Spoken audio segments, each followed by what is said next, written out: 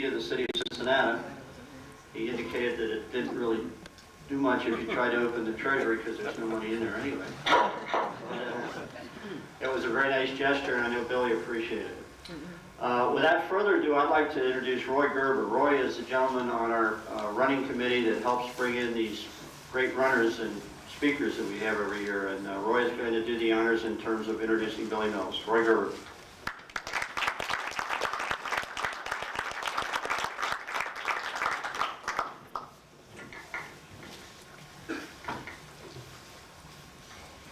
Before I introduce Billy, I want to say something that I forgot to say at the last session. Billy has written a book called Wokini, which is a Sioux word meaning new beginning.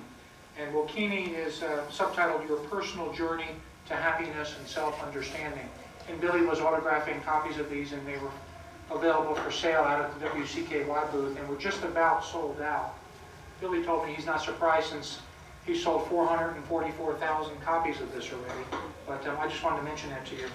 I'm honored to have the opportunity to introduce Billy to you. Billy Mills was raised on the Pine Ridge Indian Reservation in South Dakota, and after Billy broke numerous high school cross-country and track records, he was awarded an athletic scholarship to the University of Kansas, where he went on to receive a bachelor's degree in education. Upon graduation, Billy was commissioned an officer in the United States Marine Corps. Billy made the U.S. Olympic team in 1964, qualifying in both the marathon and the 10,000 meters. And Billy was the only athlete on the U.S. team to qualify in 2 events. Running in only his 6,000-meter run of his life, Billy stunned the track world in what has been called the greatest upset in Olympic history in one of the greatest races of all times, when he won the gold medal in the 1964 Tokyo Olympic Games. He set a new Olympic record for the 10K distance in 28 minutes, 24.4 seconds. And in the 92-year history of the Olympic Games, no American has ever won a gold medal in that event except Billy. Billy's life story was dramatic enough to be made into a major motion picture movie called Running Brave, which starred Robbie Benson and premiered in 1984. Also in 1984, Billy was chosen to carry the Olympic flag into the opening ceremonies of the Los Angeles Olympic Games. Today, Billy is a successful businessman living in California. He's the founder and chairman of Running Strong for American Youth, a Native American not-for-profit organization that works to improve the quality of life on reservations around the country. And before we hear from Billy, what I'd like to do, just to recapture the moment, we're going to play a 1-minute radio broadcast and then a 2-minute TV version of the film of his victory of the Olympic Games. In the film, keep your eye out for number 722. That's the number Billy was wearing. Let's hear the radio broadcast first. The time for 9,000 meters, 25 minutes, 45 and 8/10 seconds. They're going to break the Olympic record if they continue on this pace. It's a slow track, although it's a wonderful day for running. It's cool here in National Stadium. The crowd is roaring.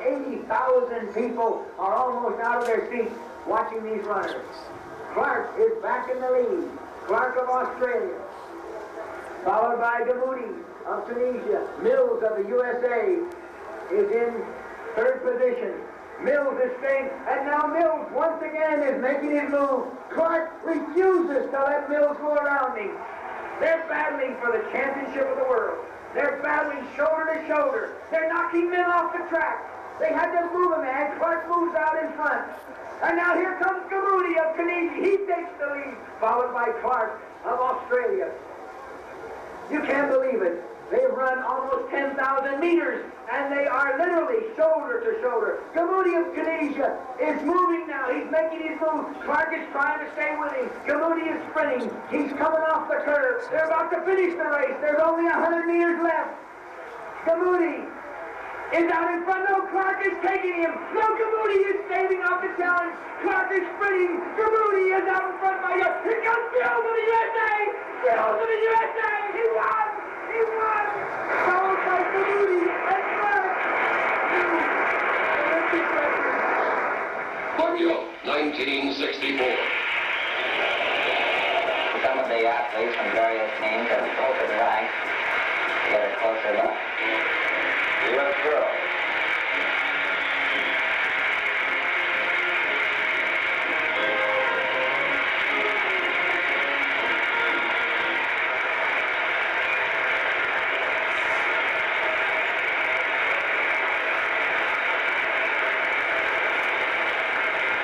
Yoshinori Sakai is now passing by the band and through those traditional Japanese drums.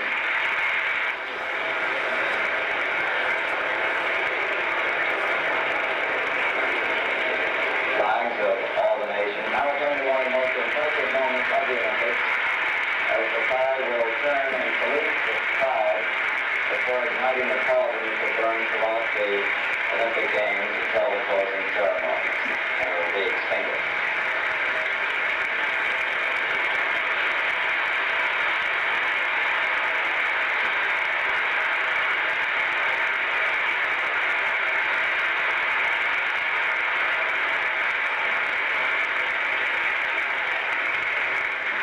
There it goes.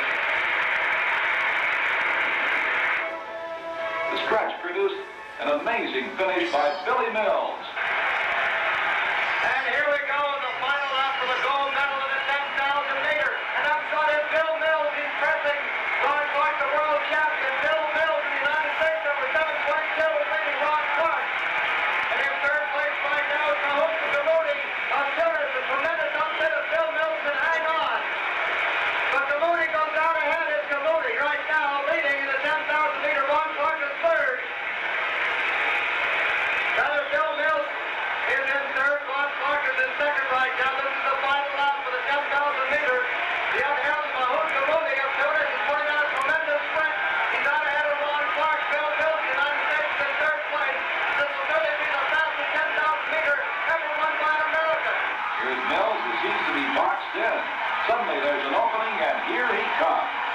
Here they come down the final lap. Ken Ron Clark. Ken Gamudi that's going through the field. He's coming up. He's passing Gamudi. Look at that. Look at that. Look at Bill. Look at Bill. Mills is coming up.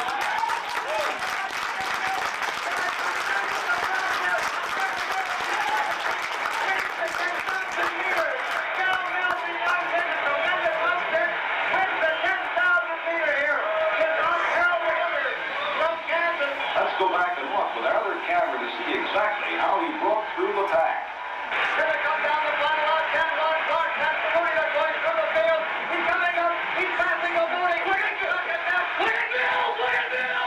Coming down. Bill is coming up. That might be Bill Mills. But it's not really the surprise yet.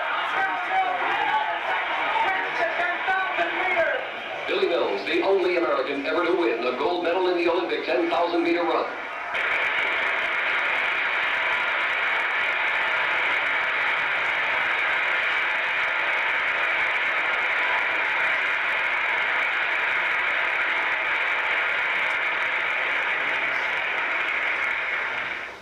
Ladies and gentlemen, please join me in welcoming Billy Mills.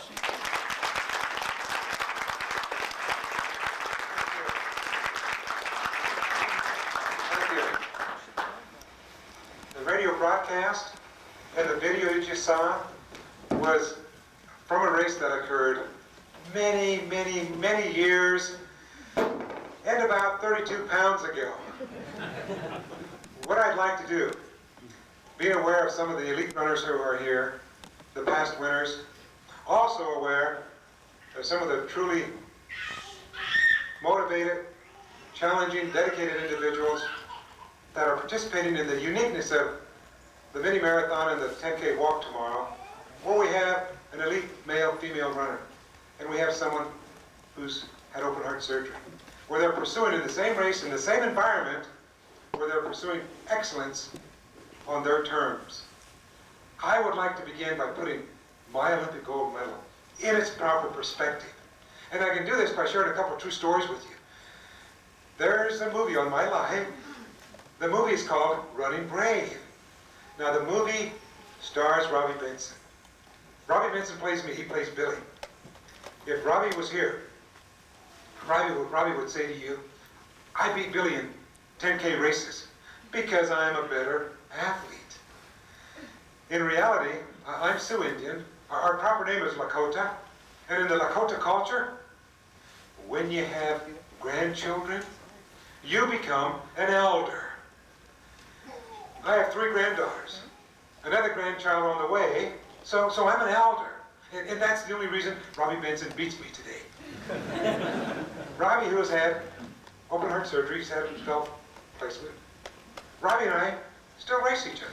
And we were racing in Los Angeles, and it was in the newspapers that the actor Robbie Benson would be racing the real Billy. We received dozens of letters, first, second, and third graders, and phone calls from their teachers. Now, the essence of the communication was, although it's a Sunday morning race, the course goes right by our school. We're going to line up the 5-mile mark. We're going to cheer for you and Robbie when you run by. Then they went on to say, would you both be willing to acknowledge us? Would you wave at us when you run by so we can distinguish you and Robbie from the other 2,500 runners? Then they said, would you also be willing to wear special t-shirts? Running Brave in front, Running Brave in back, so we can distinguish you and Robbie Benson from the other 2,500 runners. Robbie and I had Running Brave baby blue t-shirts made. Now, with me being the real Billy, I took the liberty of making my Running Brave twice as big as Robbie's Running Brave. The race got underway. Mile after mile, running side by side. Now, Robbie Benson, if you've seen some of his acting, Chosen, One-on-One, Ice Castles, and of course, Running Brave, on and on.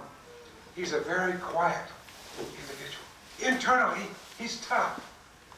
Very similar to a lot of distance runners. Robbie and I ran side by side, which we agreed to do, until we were 600 yards from the little ones. At which point he looked at me and decided to throw in several 29-year-old moves on my 53-year-old body. He immediately opened up 65, 70 yards on me. But I'm still competitive. As we were talking, at least in body and mind, our spirit and mind, I immediately started closing on Robbie. Also very quickly followed by hyperventilation. But I caught Robbie. I'm 10 yards behind him. And we're right in front of the little ones. When I could hear them say, there they come, there's Running Brave. As they all pointed to my Jewish friend, Robbie Benson. Then I heard another voice say, no, that's not Running Brave. That's just the name of the movie. Hey, that's him. There's the actor. There's Robbie Benson. Another little voice said, well, I wonder where the real Billy is. And I'm right in front of them. My Running Brave twice as big as Robbie's Running Brave. When another little voice said, I don't care about the real Billy. I want to see the actor. Where's Robbie? Where's Robbie? Then it happened. In unison, a dozen little youngsters shouted, well, if that old man would get out of the way. As I was running, and they said, as the old man could get out of the way, if he would get out of the way, we could see Robbie Benson. I actually started looking around for the old man. I'm thinking, what can I say to the guy so he'll move away? And there's nobody there but me. But probably the most effective way I can put my gold medal where it belongs. 1972. 3 weeks before the Winter Olympic Games, our eldest daughter had been practicing for several years. 9 years old, started when she was 7, figure skating, with her own dream, her own aspiration of someday winning her gold medal at the Olympic Games in figure skating. She came home from school and said, Daddy, tomorrow may I take your gold medal to school for show and tell? We all have an ego. So I got the gold medal and I said, why don't you share, Mrs. Turmel, boys and girls, you have with you a gold medal from the Olympic Games that only the very best in the world win, and this is the kind of gold medal that your daddy won in a 10,000-meter run.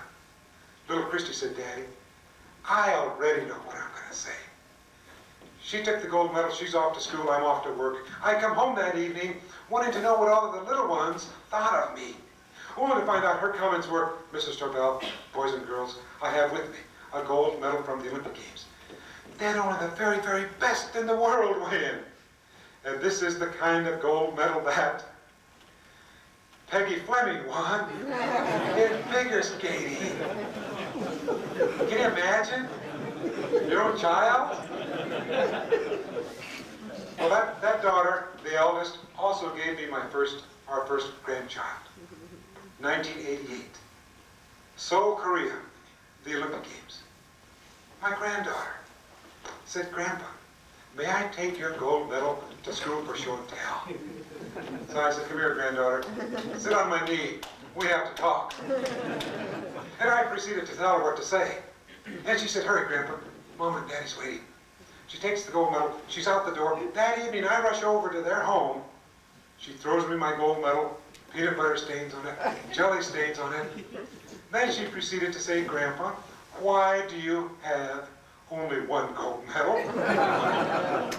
The very same day she took my one gold medal to school for show and tell, Debbie Meyer's daughter chose to take Debbie Meyer's 3 swimming gold medals to school for show and tell. I think they both taught me, my daughter and my granddaughter. My daughter taught me, my granddaughter reminded me of a very valuable lesson. That we're going to do things for our reasons, nobody else's. Yet, individually and collectively, we have an incredible opportunity to focus positively, to close our eyes, to dream dreams, and to pursue those dreams. Whether we're attempting to become elite, or whether we're recovering from heart surgery, we have the unique opportunity to pursue excellence. The pursuit of excellence is not necessarily achieving excellence, but it's doing the very best you can at the level you are, at the health you are. And one of the reasons why I salute the volunteers, the sponsors of the Cincinnati Mini Marathon and the 10K walk, is because you allow multitudes of people, regardless of their level, to pursue excellence. Individually and collectively, 4,500 walkers, 5,000 runners. There are going to be the elite male and female competing for the honor of winning. There's going to be the person like me, jogging 9:30 mile pace, maybe 9:45, pursuing my own health level. Yet, we're all pursuing a philosophy. Now, what is a philosophy? Let me go back to the world of sports and explain the concepts of a philosophy where I feel much more comfortable. One of the reasons we played the radio broadcast, we showed the video, because it mentions Ron Clark from Australia, but it's also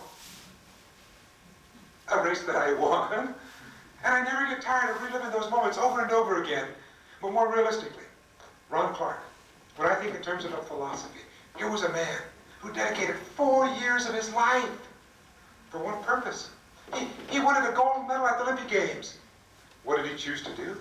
He chose to train by running 125 miles a week, twice a day, 7 days a week, for 4 years. When the Olympic Games were over, the best Ron Clark could do, 3rd place. 28 years old. You could see the tears streaming down his cheeks as he's openly crying. As he could see, he could feel, he could touch, he could taste. 4 years fading away. I walked up to Ron moments after the race. My words were, "Ron, what are your plans?"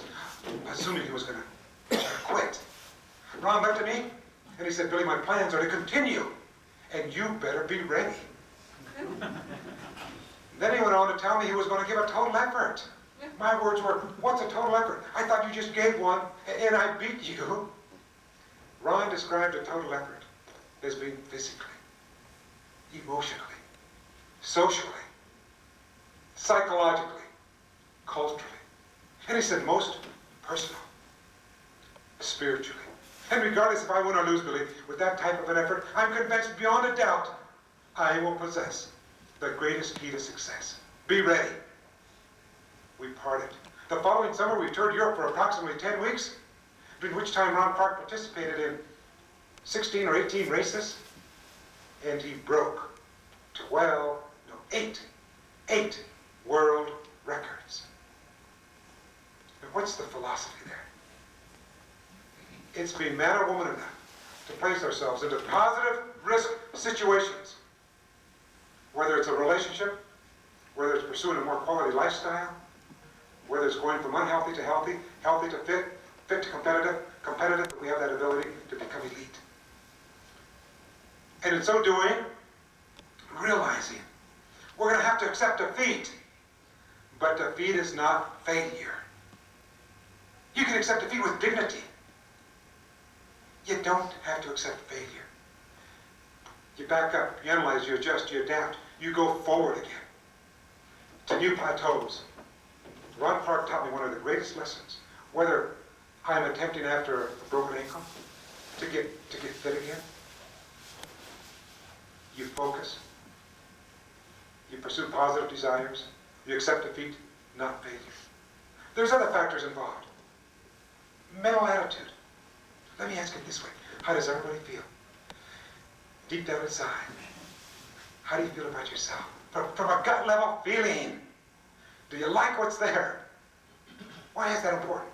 The respect we give to ourselves determines the respect we give to a spouse, an associate, a mother, daughter, son.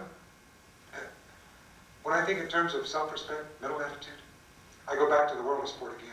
Guts, intestinal fortitude, whatever you want to call it. And I go to a friend of mine, Jerry Lindgren, a high school senior. He was 18 years old, 5 feet 2 inches in height, 119 pounds. The man was so skinny. He looked more like death warmed over. But little Jerry had a dream. He wanted to make the United States Olympic team. Now, what did he choose to do? He chose to train in eight-week intervals, building up to 200 miles a week. The young man was committed. Or from the looks of some of the expressions here, this young lady's thinking maybe he should have been committed. Anybody crazy enough to run 200 miles a week has to be out of his or her mind. But little old Jerry not only made the United States Olympic team, 1 year later, he set a world record in the 6-mile run, averaging 4 minutes and 31 seconds per mile back to back. Possessing the same basic guts, intestinal fortitude, whatever you want to call it, that we all have to possess if we're going to risk positively, if we're going to dream dreams, and if we're going to pursue those dreams. Jerry Lindgren's time, 1965, converting that to a 10K time, is a 27:59 10K, which would have made every United States Olympic team through 1988. The same basic guts, intestinal fortitude, mental attitude that we all have to possess if we're truly going to risk positively. Accept defeat, not failure. There's other factors involved in a philosophy. Goal setting. What do we mean by goal setting? Goal setting, whether it's for ourselves, or for a child, or for our business, goal setting is insignificant if we've not identified positive desires in our life. And that's what makes your race so successful. People participating have identified positive health desires in their life, and they're pursuing them. When I think in terms of goal setting, back to the world of sport again, a friend of mine, George Young, Casa Grande, Arizona, 1958, before many of you were born, but we were around. George came out of high school and wanted to make the United States Olympic team. He ran almost 100 miles a week, twice a day, 7 days a week for 2 years. Made the Olympic team, went to Rome, Italy. His dream, his goal, first, second, or third at the games. In the steeplechase, a race almost 2 miles in length, jumping over hurdles 3 feet high. 500 yards to go in his race. George moved in to third place. Almost a dream come true. And then as he went over a hurdle, his trail leg hit the top of the hurdle, and he fell onto the cinder track of the times. Knees were bleeding, elbows, chin. One runner by him, another. He's in 8th place, sprawled on the track, no different than anybody here. He was going to quit. Why? I'll tell you why. Because quitting is a very normal, a very human response. It's one of the first responses we encounter. Then why do people not quit? The people who don't quit are people who have identified positive desires in their life. There's an old karate statement that simply says, find your desires and succeed. Why? Because with the positive desire comes motivation. With the motivation comes the work. With the work comes the results. Find your desires, know yourself, and succeed. If you're willing to pursue excellence along the way. George had a positive desire. He was willing to pursue excellence. He's back on his feet, he began to drive. He came within 1 or 2 seconds of accomplishing his goal, only to see those 2 years fading away. He trained for 4 more years. Defeated many of the top distance runners definitely all of the distance runners in America in his event. Made the Olympic team, went to Tokyo, Japan, where he ran the fastest steeplechase in Olympic Games history. Except on that day, 4 athletes ran faster. George finished 5th. Sitting by him on the plane coming back from Tokyo, his words so clearly to this day, Billy, it's not worth it. I quit. What do I have? Pretty good muscle tone. That's all, Billy. I quit. 3 weeks went by. I'm in San Diego, California. My phone rang. I answered. It's my friend George calling from Casa Grande. His words, Billy, guess what? I'm starting to train again. I'm getting ready. I thought maybe for the indoor season, there was a meet in Europe. I thought he wanted to go to. He said, no. I'm training for 4 years away. I'm training for the Olympic Games in Mexico City. I want a medal so bad, first, second, or third. So bad. I'm willing to remove every negative obstacle that'll distract me. Then he went on to tell me, Billy, as I pursue tomorrow, I will not forget how to live today. There will be a balance in my life for the harmony aspect. 4 more years of training, he defeated all of the great distance runners in the world, broke 1 world record, became the Olympic favorite, but there's always a challenge. George's challenge, and you know your challenges. George's challenge, he lives in Casa Grande, Arizona, 26 feet below sea level, the Olympic Games 1968, Mexico City, 1.5 miles high, the thin air, the lack of oxygen, and the great runners of the world just beginning to emerge on the world scene were the Kenyans, who lived and trained at 8,000-foot altitude. George's race got underway. Lap after lap, runners fall behind as I'm watching the strategy unfold. 5 laps to go. He's in 8th place. And I'm recalling the concepts of competition. That applies to the walk tomorrow. It applies to the mini marathon. George shared with me, the ultimate in competition is not for me to compete against you or you against each other, but for each of us to simply reach within the depths of our capabilities, and we compete against ourselves to the greatest extent we're capable of. And when you do that, incredible growth begins to occur. On one hand, you become aware of many, many weaknesses that you possess. Some of the weaknesses you're going to change. Others you enjoy too much and you'll never change them. Then he said, nor will you hurt anybody with those weaknesses, starting with yourself, the self-respect. Then we discussed over the months. You also identify a few strengths. And if you go with your strengths, one of 2 things will happen. You'll either accomplish the objective, the dream, the aspiration, or you're better prepared to cope with the reality. Accepting defeat, not failure. Adjusting, going forward again to higher plateaus. Maybe not in the same direction. George, 2 laps to go. He moved into 4th. 85,000 people screaming, 1 lap to go. He accelerated, he moved into 1st place. Almost a dream come true. 10 years of training, 10 years of effort. He's in 1st place. Then it's like running into the wall because of the altitude. While he's running, you see his legs begin to wobble. There's a tingling sensation creeping down his forearm, followed by numbness. His vision coming and going. 1 runner went by him, another. He's now in 4th place, inches out of 3rd, and he shared with me later, he said, Billy, there was no more energy from which to draw. Rather than quitting, he accelerated. He made another attempt to get back into 3rd place. They fought him off. He made a 4th, 5th, 6th attempt, and he's rejected.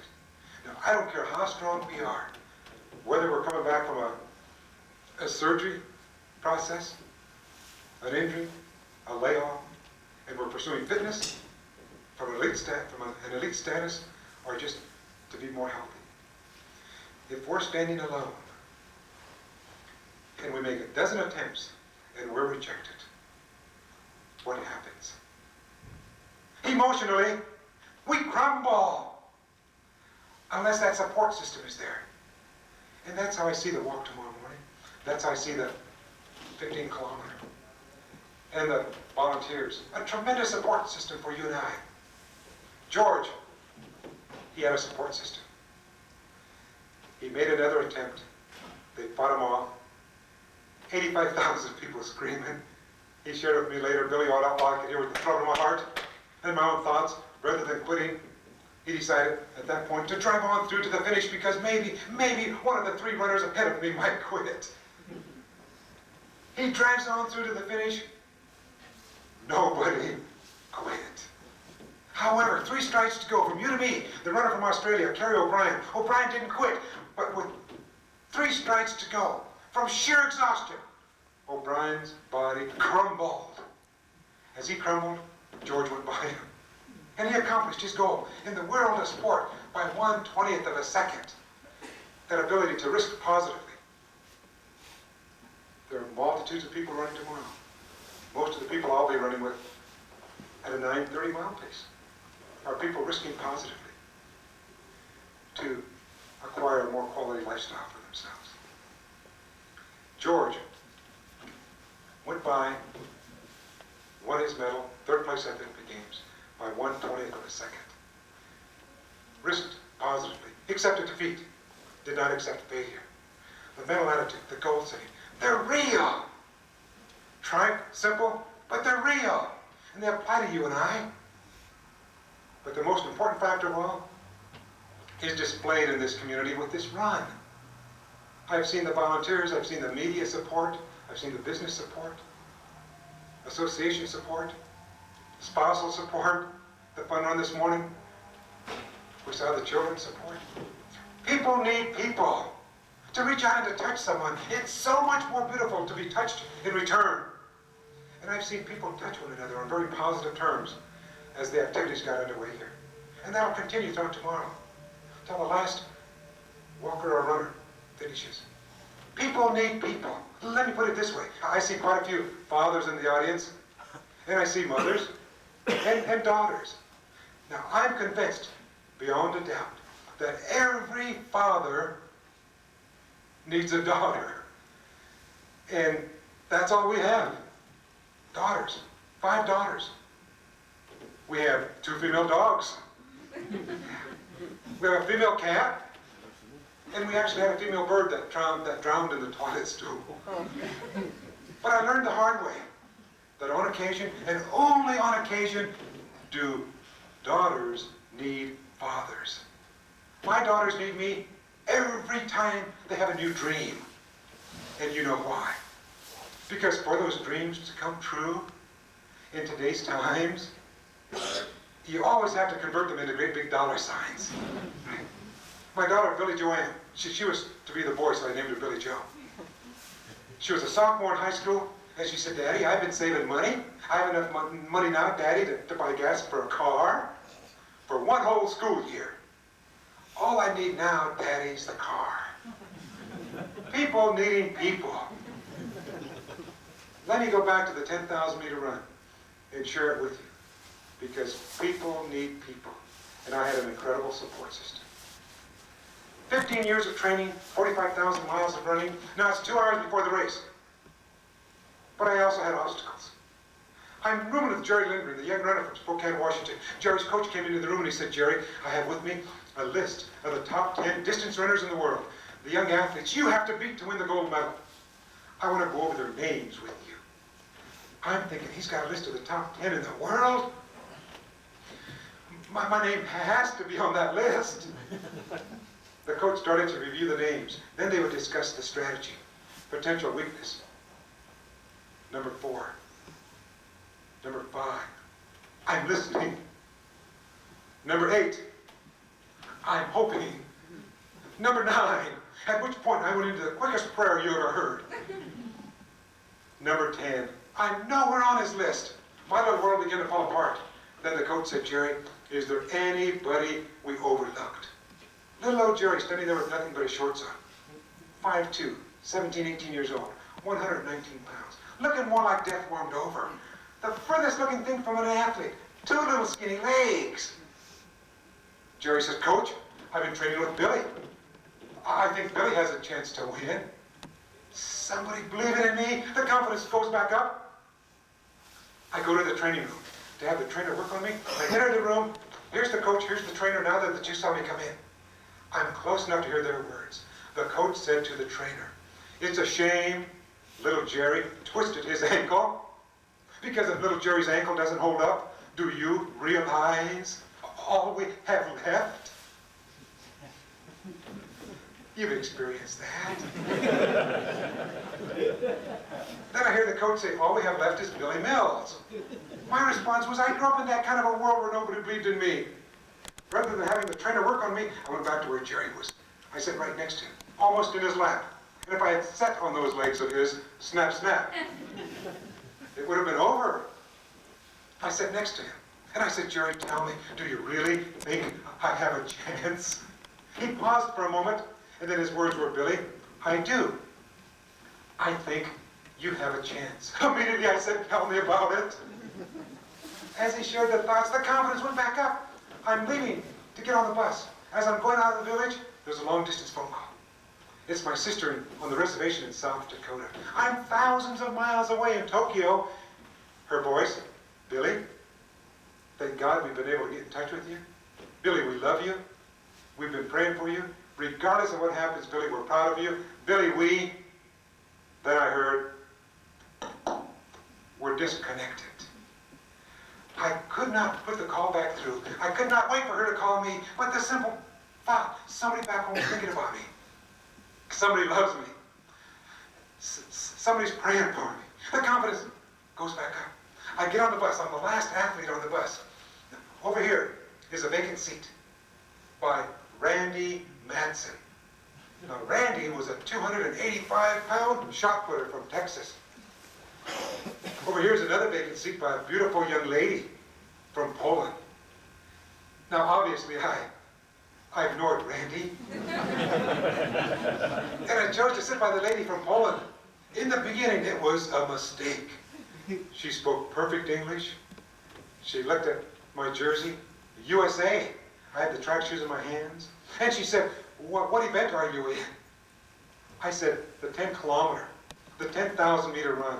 There's a pause. Then she got all excited. She said, oh, today's the final, isn't it? I acknowledged the final was today. When she came back with, tell me, who do you think is going to win? You don't ask someone that. Someone who grew up as an orphan, grew up in poverty, struggling to get his own head together. I could not respond. I sat there in silence. She tapped me on the elbow. She said, who's going to win? Clark, the world record holder from Australia? Or maybe Peter Britnikov, the defending champion from Russia? Now she's given me a choice. A choice that did not include me. When I was orphaned, I wanted to be included so bad. I waited.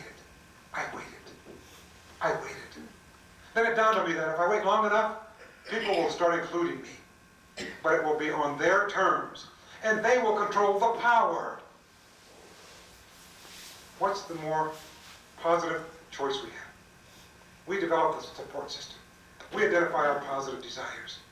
We include ourselves on our terms, whether it's our health, business, relationships. We control the power. The young lady asked one more time, who's going to win, Clark or Britnikov? I dug down as deep as I could. And I very quietly came up with,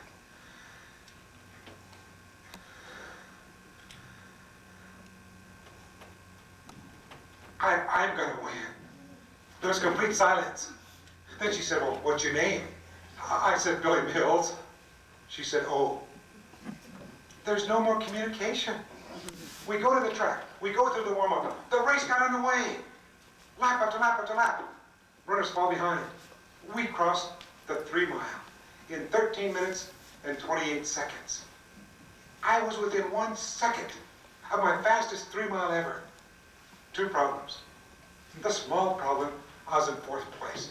Not bad strategy for that point of the race.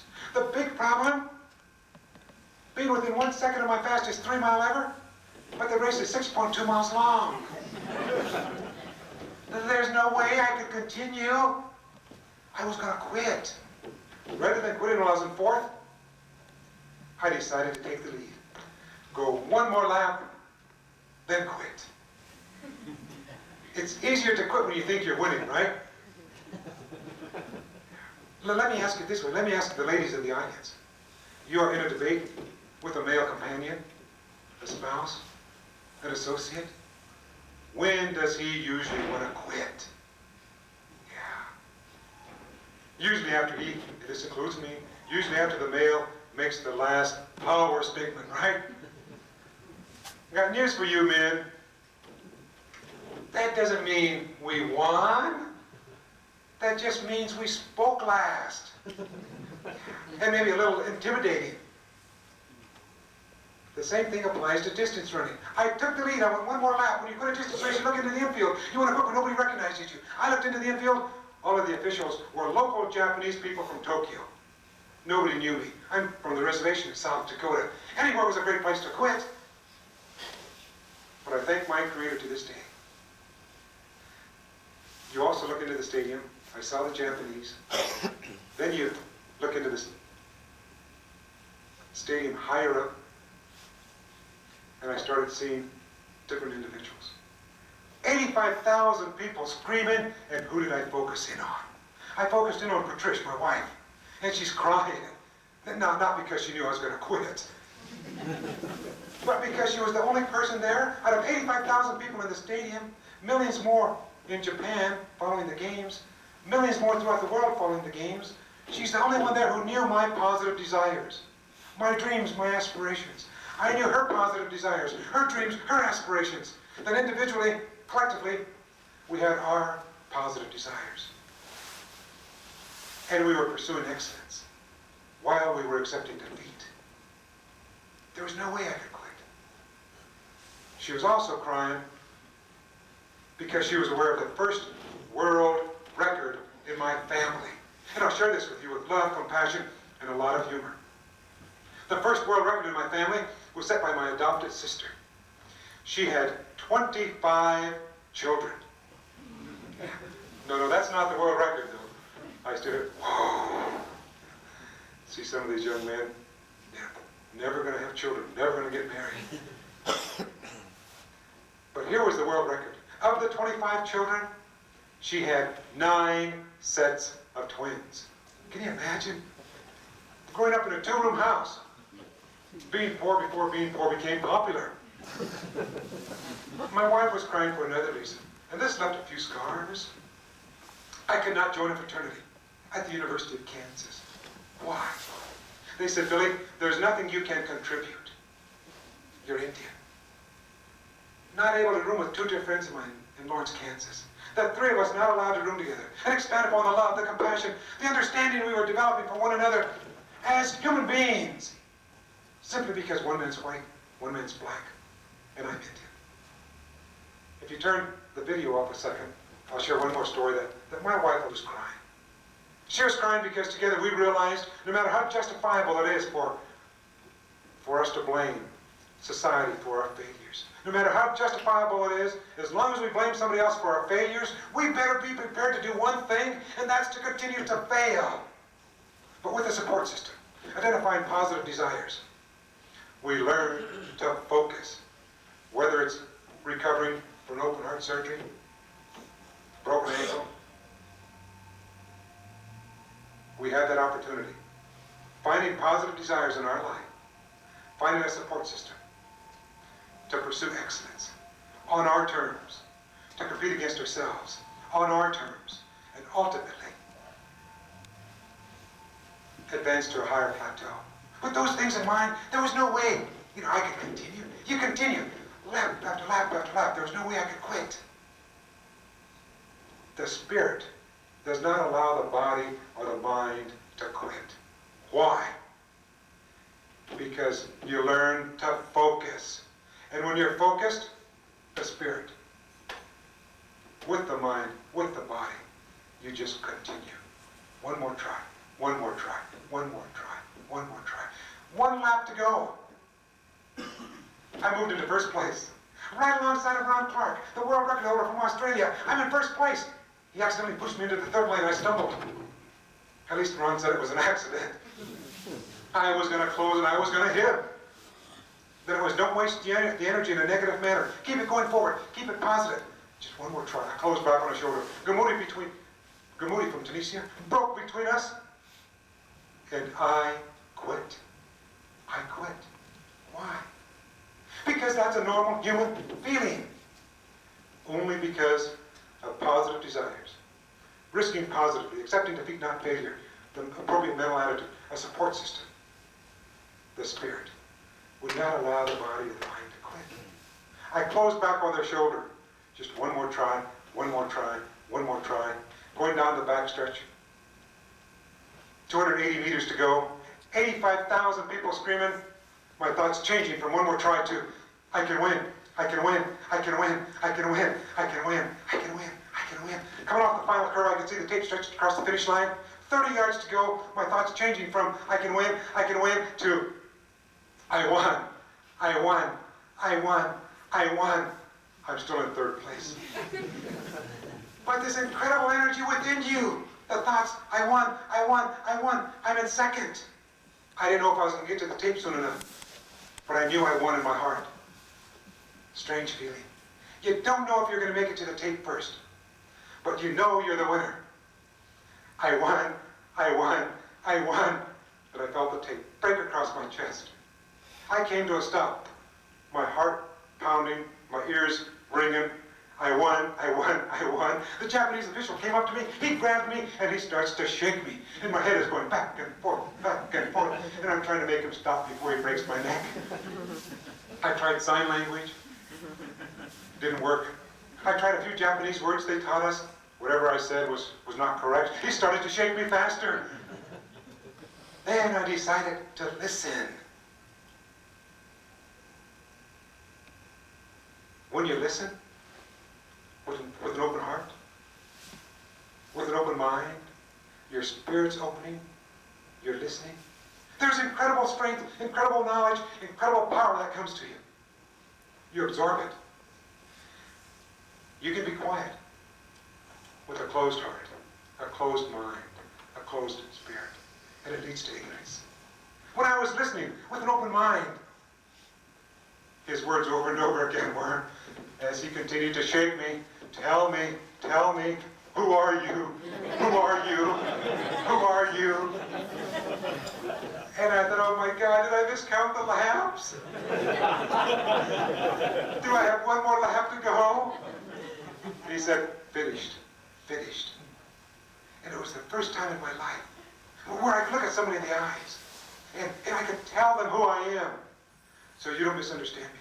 I ran track for 15 years, 45,000 miles, pursuing excellence, pursuing elite status, not to become what I accomplished, a little gold medalist at the Olympic Games. My gold medal is so insignificant. It's all bent up. Peanut butter stains on it, jelly stains on it. What I did in retrospect, to have a better understanding of who I am as a man, spiritually, emotionally, psychologically, culturally.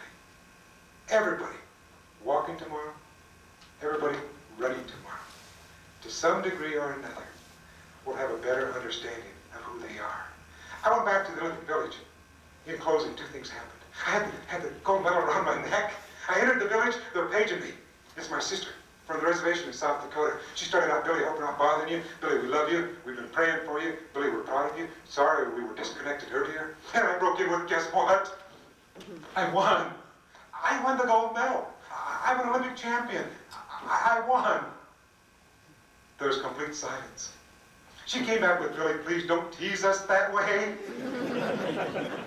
I repeated it. I won. I won. She said, don't tease us that way, Billy. She started crying. Everybody was crying except my little nephew. He came to the phone. He and I, the only two not crying until he said, Uncle Bill, I knew all along you were going to win. Then I started crying. And I said, Donnie, tell me, how did you know I was going to win? In total innocence, he said, Uncle Bill, I didn't know you'd win that race, but I knew you'd win something because I've been asking God to let you. I'll close with this one story. I was not allowed a victory lap in Tokyo, Japan. That one fleeting moment when you are the very best in the world and you want to circle the track, having those moments linger a few seconds longer before they leave you so powerfully, like the power of an eagle. They're gone. And your life starts all over. New challenges. I was not allowed that moment. I went to the games in '72. I saw Frank Shorter enter the track. The last lap of the marathon was not a victory lap for him, but I call it a victory lap. He was still racing, he was still running, but to me it was a victory lap. I shed a tear. I saw Bruce Jenner circle the track, the American flag in his hand. I would have loved the American flag in one hand, an eagle feather in the other hand, identifying with my total being. I was not allowed that moment, for no other reason than we lapped runners twice and 3 times. They said, Billy, we must start the next race. No time. 20 years after I won my gold medal, the movie Running Brave was released in Tokyo, Japan. Realities we faced and some of the discussions we had earlier.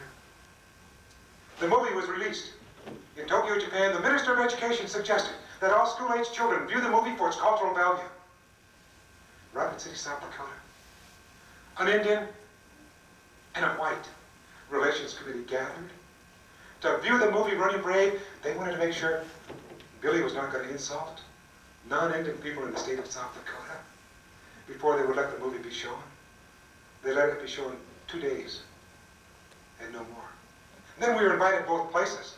Obviously, my wife and I chose Tokyo.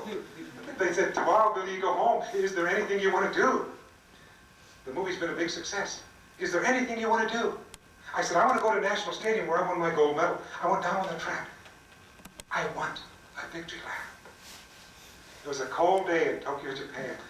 April 10th. Cherry blossom time like in Washington, D.C. now. You can inhale and you can sense the beauty, the fragrance of the blossoms. It began to rain. The photographer and interpreter, the man with the keys to the gate, my wife, tucked in out of the rain. I got on the track. I started my victory lap. 20 years later. I could hear 85,000 people screaming in the stadium. The stadium's empty. I could feel Clark push me into the 3rd lane. I'm the only one on the track. I come off the final curve. I stopped. The rain's falling. I carefully unraveled in my hand what was in a cellophane bag the ticket to the seat my wife occupied during the games 20 years earlier. I looked up and I found the exact area she sat. I raveled it back up, put it in my pocket, and I started the last 100 yards of my victory lap. 20 years later. 20 years earlier, 30 yards to go, my thoughts were, I won, I won, I won, I won. This time, 30 yards to go, one person stepped onto the track with me, into the rain, started clapping for me. It was Patricia, my wife. I needed that moment so bad. I needed my victory lap so bad. I started crying, and I didn't want her to see me cry, or the 3 people with her, so I looked up, and I let the raindrops wash my teardrops away. I jogged 100 yards up the track until I got composure, like I'm told a man's supposed to have. Then I crossed the finish line, and the final chapter to my sports career came to a close. I had my victory lap. The walk tomorrow, a 10-kilometer walk, the 15-kilometer run, is giving another opportunity. People pursuing their own level of health to take one more victory lap, to write one more chapter to the book of their life. So I thank you.